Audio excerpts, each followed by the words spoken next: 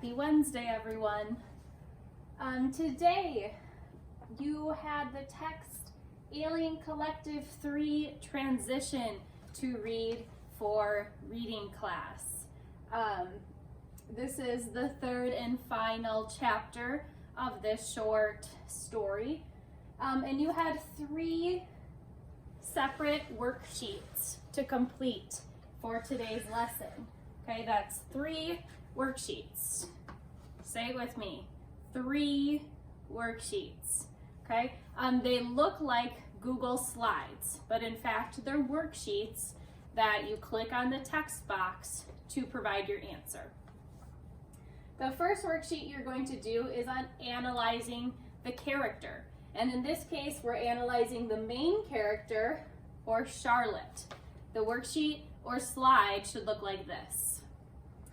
What you're going to do is take 3 events or 3 actions that occurred to Charlotte, list the emotions that that character was feeling at that time, and then how she reacted to that event. So emotions, how was she feeling, and reacting, what actions did she take in light of that event that occurred to her in the story. Okay, your second worksheet is on some word work on past tense verbs. Past tense regular, present tense, and past tense verbs. So a verb, again, is an action word that takes place in the story. So whatever the character or characters are doing, those are the verbs. And here, if we take this sentence from the text, Charlotte recognized Artie immediately. The verb here, recognized, has an ed at the end of it. When you add the suffix ed at the end of the word, it gives us a clue that this took place in the past because it is a past tense verb. So anytime you see that ed added to a verb like recognize, we have a past tense verb. Now, the English language doesn't like to always be super easy by just adding a root word with the suffix of ed to know that it's past tense. We have something called irregular past tense verbs as well. And that's what you're going to be practicing today, is irregular words. So for example, I have the word hold. If I were to take, like I did with recognize, and just put H-O-L-D-E-D, the suffix ed at the end, I'd have holded. Now, you might have heard your little brother or sister say holded once in a while, but we know that that's not the correct past tense version of hold. It's actually held. And there's really no particular way to know these words. There's no clues, like just add an ed.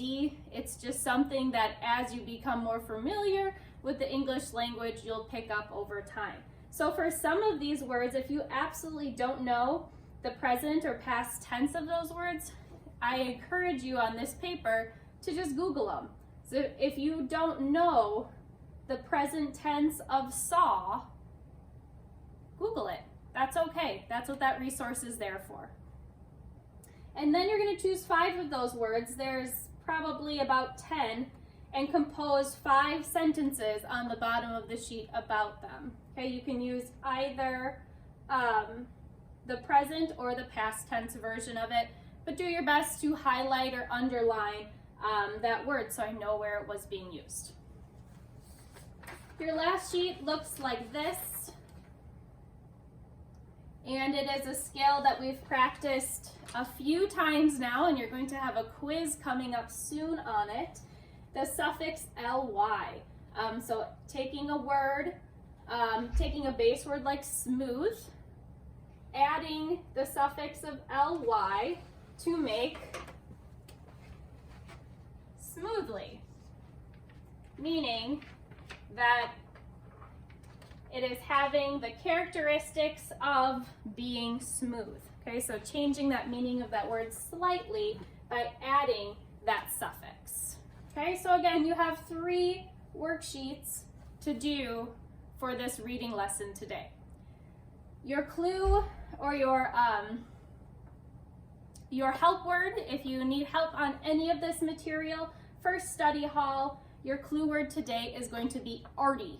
So say arty to your teachers, and they will then, of course, be more than willing to help you if you have any questions on these worksheets or assignments. Have a great day.